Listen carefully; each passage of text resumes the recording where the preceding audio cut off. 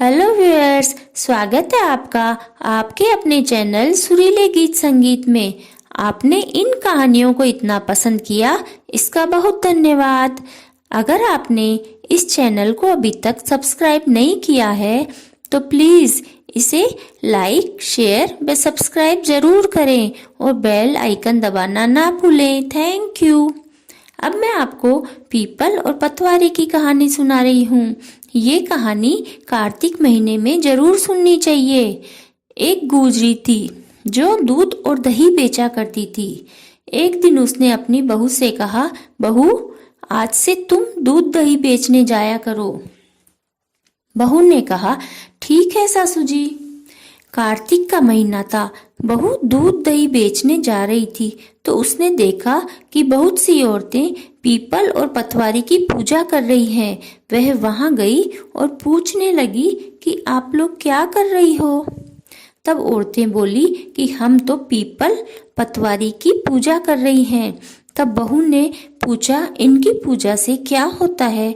तो औरतों ने कहा, इनकी पूजा से अन्न धन होता है, सुख समृद्धि आती है, बिछड़ा हुआ पति मिलता है। तब बहू ने सोचा कि ऐसी बात है तो ये औरतें तो पानी से पीपल पतवारी सींच रही है, मैं तो दूध दही से सींचूंगी। बहू उसी दिन से रोज पीपल तो दूध से सींचती और पतवारी दही से सींचती।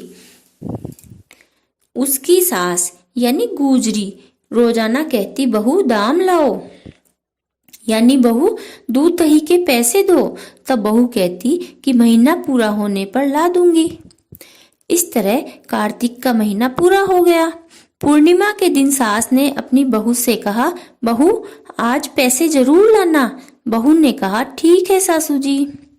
और आज पीपल पतवारी पर दूध दही चढ़ाया और पीपल पतवारी के हाथ जोड़कर प्रार्थना करने लगी कि मेरी लाज अब आपके हाथ में है।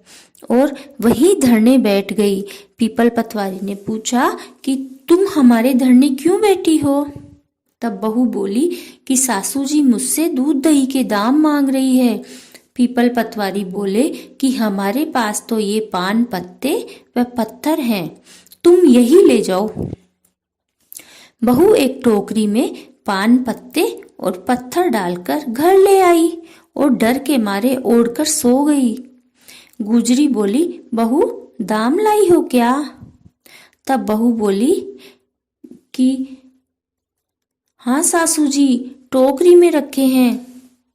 तो सासू जी ने जाकर देखा तो टोकरी में हीरा मोती जगमगा रहे थे। तो सासू जी ने बहू से पूछा, बहू इतना धन कहाँ से लाई हो?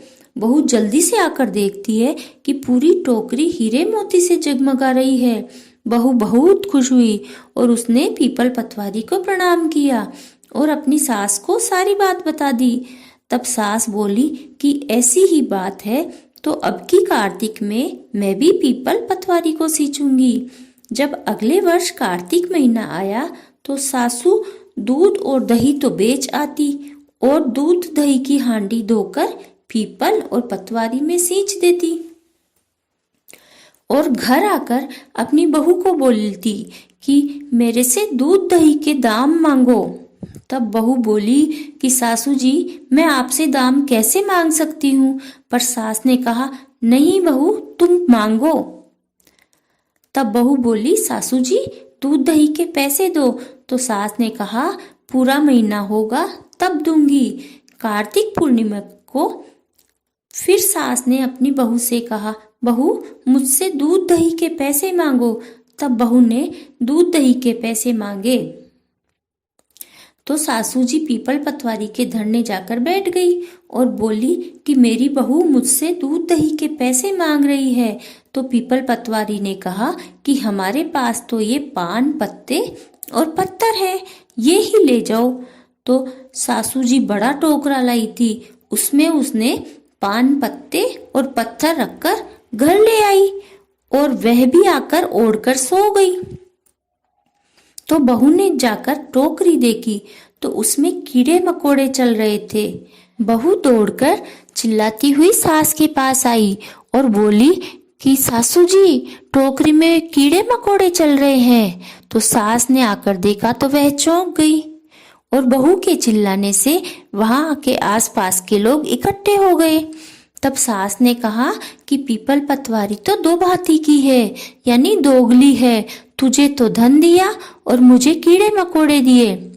तब सब लोगों ने कहा, बहू ने तो सत से यानी पूरी श्रद्धा और विश्वास से पीपल पतवारी सींची थी और आपने धन के लालच में पीपल पतवारी सींची थी, इसलिए बहू को तो धन मिला और आपको कीड़े मकोड़े मिले।